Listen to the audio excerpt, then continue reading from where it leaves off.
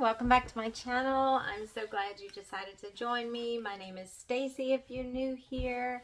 I'm an infidelity recovery coach and I specialize in helping the unfaithful recover from their affair.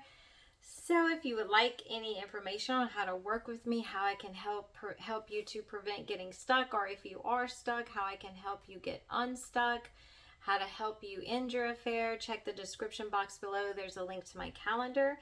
And yeah, let's get into today's video. So today's video is a question. Could our affair be the one that works? I think we all think this. We all think that this is gonna be it. Like, my affair is different than the rest of them, and we're the ones that are gonna make it to the end. I don't believe that any affair is unique enough to be the one that works, because all affairs are relationships. All relationships will go through the 4 stages. And if you are not healed from core wounds, then when you get to the power struggle stage, the relationship's going to fall apart. And it's just, statistics show us that all the time, you know, with the rate of divorce. And I think it's 85%. So basically, if you marry your affair partner, then you have an 85% of getting a divorce. And I can see how that happens, you know, just from my own life, marrying my affair partner. My first one, I had 2 affairs. I get a lot of questions about this. People get really confused. I had 2 affairs.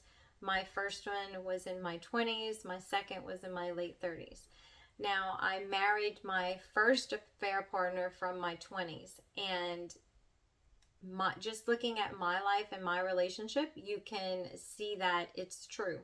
I believe that if we wouldn't have Jesus in our life, that my husband and I would no longer be together. I think we would have fallen under that, you know, statistics of 85 to I think 90% of affair couples will end in divorce.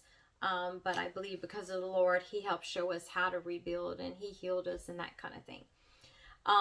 So showing you, like, looking at my life and seeing how I repeated bad behavior and I allowed core wounds to get in the way proves that all relationships are gonna get to the power struggle stage. And if you don't know how to have a healthy relationship, the marriage is gonna fall. So I think that no relationship, no affair is unique enough to make it. I think some of the reasons that we believe that is because we think that we have the power to change them, and we don't.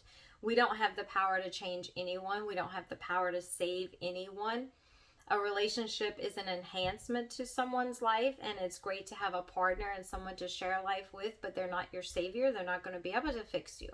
You know, they might come along temporarily and act as like a soothing balm to your core wounds and make you feel so much better, but they're a band-aid. They're not the cure. Only God is the cure. I think for me, one of my core wounds was I'm not good enough, I'm not worthy. I think that core wound caused me to think that I could save my second affair partner. My second affair partner is the one that I talk about the most and I share the most experience with. He had a lot of core wounds. He had some very serious childhood trauma, but I thought at that time I could save him. And because I thought I could save him, that made me, or because he said, you know, like I was his saving grace and all this kind of stuff, because he told me these things, it made me feel like I was good enough. So it actually spoke to my own core wounds of feeling not worthy and not good enough. So that caused me to believe that our relationship would make it, because I was this special person that came along and changed his life. And you know, it's just sometimes when we have a core wound of feeling unworthy and not good enough, and you're in an affair, that can make you think that, hey, I'm worthy. This person makes me feel worthy. Therefore, this relationship is special. and I'm that special and I'm that unique to make the change and help them make the change, and we're just going to live this happily ever after life. And that's not true. In the power struggle stage, you both are going to be triggered. And when I say triggered, your core wounds are going to be triggered. And once that fear kicks in, the behavior, the insecure behavior, the unhealthy coping mechanisms, whatever your survival technique is, that's going to kick in. So if you find yourself being more critical of your partner, you're in your survival mode. If you find yourself being clingy or people pleasing, you're in your survival mode. And if you are anxious, you're attracted to avoidance, and that's going to be a push and pull cycle. And it just doesn't work, guys. So let's take away the fantasy. What we can do instead is let's work on ourselves. Let's work on finding out what our core wounds are and getting them healed so that we can go and have a healthy relationship, one that is fulfilling, one that is sustaining, and not being codependent and not putting our own needs aside, or not having these unhealthy thoughts of I'm not good enough and I need someone else to tell me that I'm good enough so that I can feel good about me. Let's learn who we are and feel good about ourselves. Learn about who God said that we are, and not think that this relationship is the one. It's gonna be unique. We're gonna beat the odds. The odds are gonna come to you, just like it did to me and my first affair partner. We got to that power struggle stage, and I had another affair. He did not, but I did.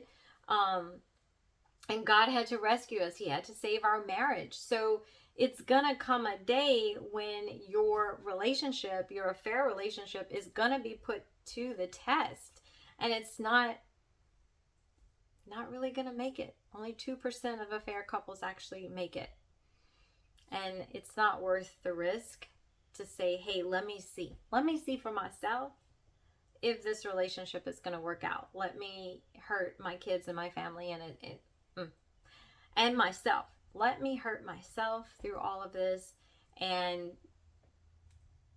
see for myself, see how it turns out. And it doesn't turn out well, guys. So let's take that thought off the table, and instead of thinking, could our affair partners be the one, or could this affair be the one that works out, let's think, could this marriage be the one that God saves after an affair? It's just food for thought, but I did want to jump on here and answer that question. So I hope you guys have a lovely day. Stay strong. I love you, and I will see you in the next video. Bye.